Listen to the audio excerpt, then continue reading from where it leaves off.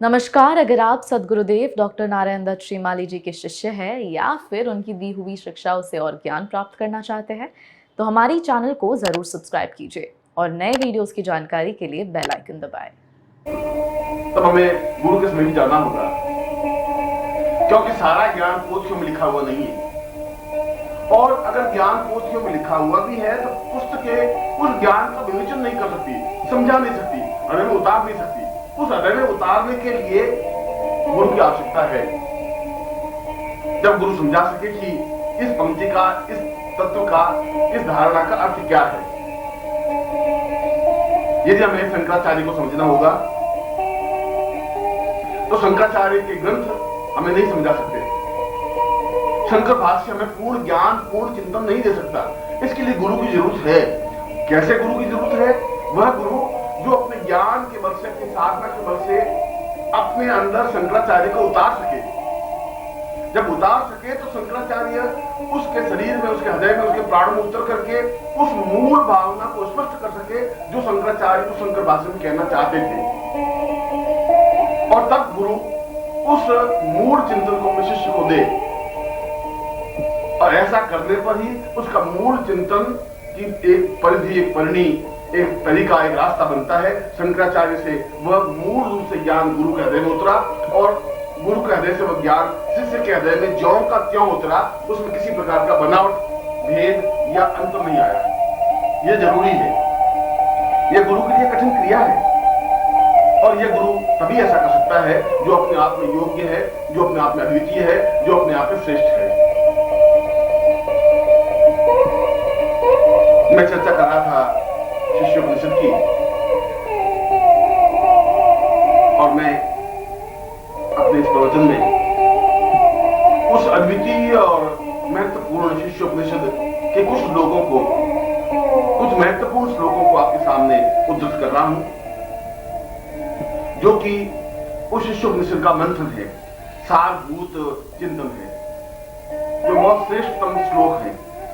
और मैं उन श्लोकों का अर्थ भी आपके सामने स्पष्ट करूंगा, जिससे ज्ञात हो सके कि ये उपनिषद हमारे जीवन में पूर्णता प्राप्ति के लिए कितना अधिक आवश्यक है।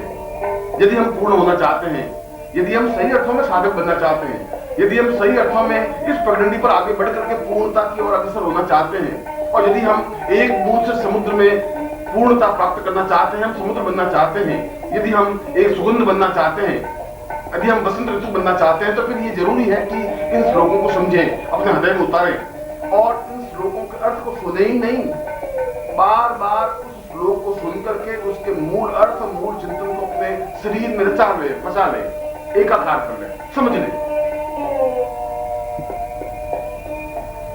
ऐसा होने पर ही इस युग में भी और इस जीवन में भी वह सब कुछ प्राप्त हो सकता है जो हमारे जीवन का लक्ष्य, जो हमारे जीवन का ध्येय, जो हमारे जीवन का उद्देश्य है।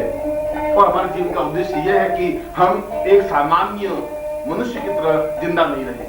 हमारे जीवन का उद्देश्य यह है कि हम कीट पतंगों की तरह और पशु पक्षियों की तरह जिंदा रहकर मर नहीं जाए। हमारे जीवन का उद्देश्य है कि यदि हम उस भारतवर्ष में पैदा हुए हैं, यदि हम विश्व में पैदा हुए हैं, ब्रह्मांड के भाग हैं, तो हम उस ज्ञान और चिंतन को प्राप्त कर लें जो ज्ञान हमारे पूर्वजों की खाती है। उस ज्ञान की पूर्णता के साथ हम उस जीवन की श्रेष्ठता को प्राप्त कर लें, उसको अपने हृदय में उतार लें, उस चिंतन को अपने आप में पूर्णता से, समग्रता से एकाकार कर लें। इसीलिए इन सारे श्लोकों को पढ़ें, सुने, अपने हृदय में उतारें और फिर चिंतन करें कि क्या हम इस श्लोक के अनुरूप बन सके हैं, क्या श्लोक में जो भावना दी है वैसे हम हैं। नित्य रात्रि को सोते समय यदि शिष्य इन श्लोकों को सुन करके और आंख बंद करके मनन करता है कि इस श्लोक में जो शिष्य की भावना दी हुई है क्या उसके अनुरूप मैं हूं, यदि नहीं हूं तो अभी मैं शिष्य नहीं बन सका हूं, अभी मुझ में न्यूनता है। और मुझ में न्यूनता है तो फिर गुरु ज्ञान कहां से देंगे। यदि मेरी झोली फटी हुई है तो गुरु देंगे भी तो वह तो निकल जाएगा, फिर दोष मेरा ही है, फिर गुरु का तो कोई दोष नहीं है, फिर पात्रता में न्यूनता मेरी है। और जो अपनी न्यूनताओं को समझने की कोशिश करता है वह न्यूनताओं को हटा भी सकता है। जो अपनी न्यूनताओं को समझने की कोशिश करता है वो सफल भी हो पाता है। और इसीलिए ये जरूरी है कि हम इन श्लोकों के मर्म को, श्लोकों के अर्थ को, इस चिंतन को, विचारों को समझें और इसके अनुरूप बनने की कोशिश करें और बन सकते हैं। ऐसा बनना ही हमारे जीवन की नियति है, ऐसा बनना ही हमारे जीवन का अभिष्ट लक्ष्य है। ऐसा बनने से हमें जीवन में पूर्णता प्राप्त हो सकती है। और यदि ऐसा नहीं बन सके तो हम फिर कृतज्ञ है, कायर है, बुज़दिल है, फिर हम शिष्य नहीं बन सकते। हमें शिष्य कहने का गौरव भी नहीं मिल सकता, फिर हम शिष्य कहला करके अपने मुंह को झूठा नहीं कर सकते। सही अर्थों में हम एक मामूली से व्यक्ति हैं, शिष्य नहीं है। शिष्यता की परिभाषा, शिष्यता का चिंतन, शिष्यता का मनन बिल्कुल एक अलग चीज है जो श्लोकों के अनुरूप बनने की क्रिया से है।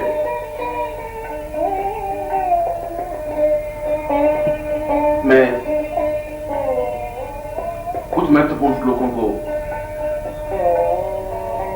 इस प्रवचन के माध्यम से स्पष्ट कर रहा हूं,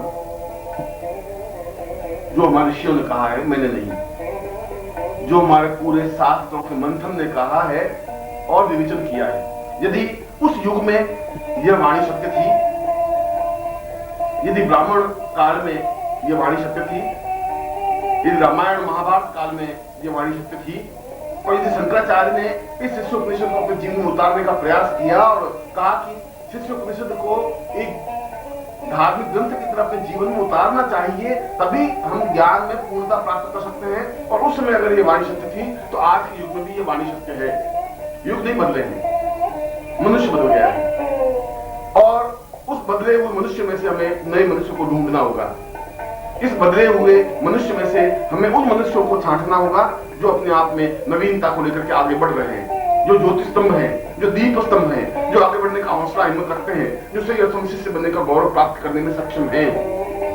और यदि इस भीड़ में से, समाज की भीड़ में से 5, 10, 15, 20, 25, 50 भी ऐसे शिष्य निकल आए तो ये पृथ्वी वाकई सुखी और सफल और संपन्न हो जाए।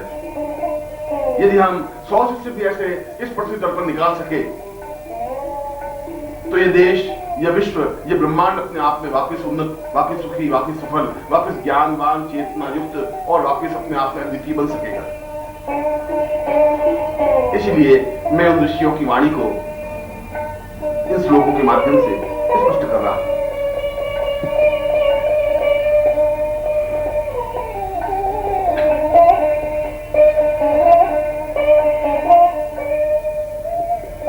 शिष्यो वतंसं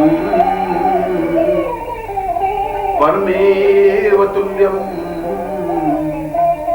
गुरुर्वै गृहीतवं मम भावनेत्रम् चिन्त्यं विचिन्त्यं हृदयं सदान्ये देहो प्रपन्नं वदनं सुपन्नम्।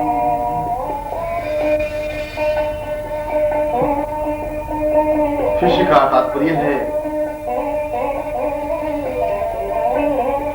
निरंतर अनुकूल बनने की प्रक्रिया की ओर अग्रसर होना। निरंतर एक एक क्षण इस बात के लिए सचेत और प्रयत्नशील रहे कि मुझे गुरु के अनुरूप बनना है।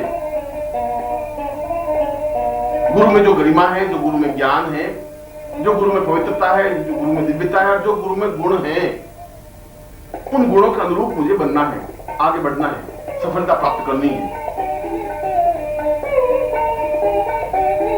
यदि गुरु में कुछ अवगुण है तो शायद उनकी लीला है, हम नहीं समझ सकते। यदि हम गुरु को ही समझ लेंगे तो फिर हम शिष्य रहे कहां, फिर तो हम स्वयं गुरु बन गए। गुरु किस समय क्या कर रहे हैं उसके पीछे जरूर कोई हेतु है, कोई ऐसी चीज है जिसको हम समझ नहीं पा रहे हैं, और हम समझ नहीं पा रहे हैं इसलिए हमारी बुद्धि पर एक ऐसा पर्दा पड़ जाता है कि हम उसको अवगुण समझने की कोशिश करने लग जाते हैं।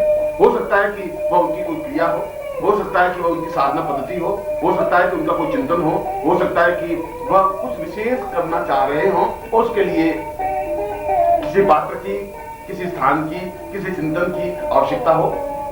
गुरु ज्यादा समझ सकते हैं। हमें उन चिंतनों को समझने की जरूरत नहीं है, उनकी गहराई में जाने की जरूरत नहीं है। हमें तो उनके समीप जाना है, उनके अनुरूप बनना है। और इस श्लोक में स्पष्ट किया है कि जो गुरु आज्ञा दे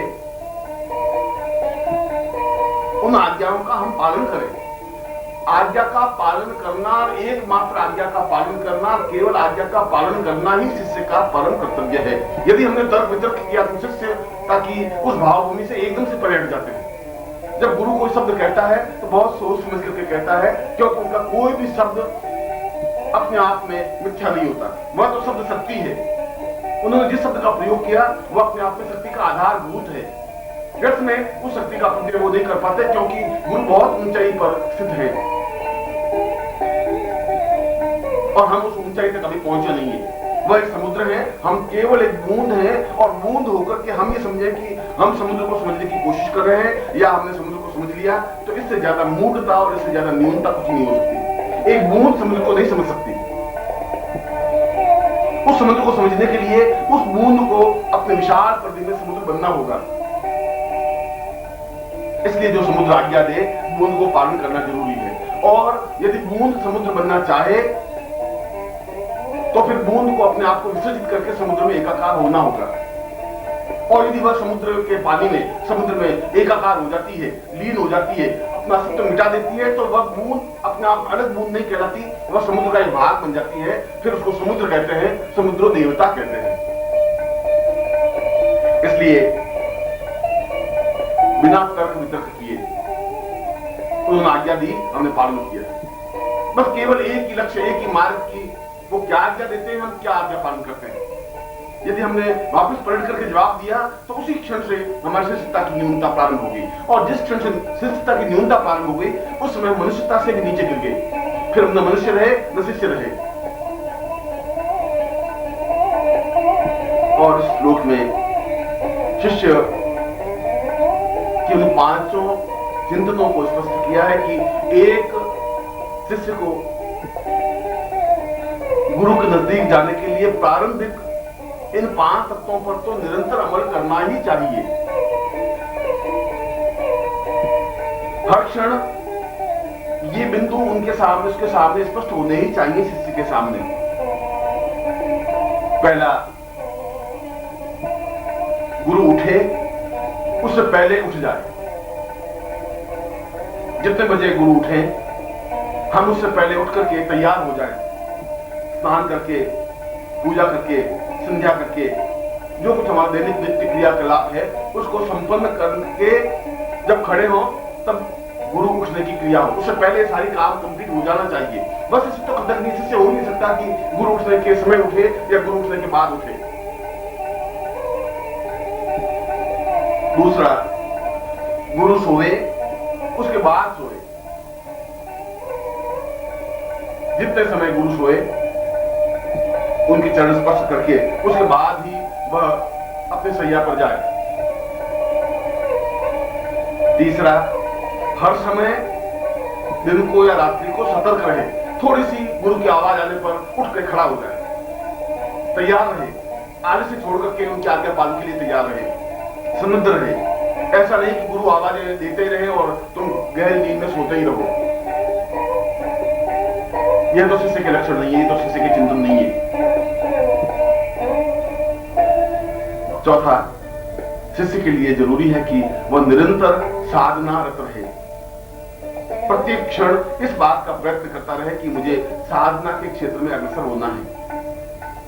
और पांचवा चिंतन कि गुरु की आज्ञा का बिना नूनच किए, बिना तर्क वितर्क किए पालन करे और केवल मात्र पालन ही करे। ये पांचों तत्व लेकर के शिष्य आगे बढ़े, तब शिष्य की पहली सीढ़ी पर पांव टिकता है।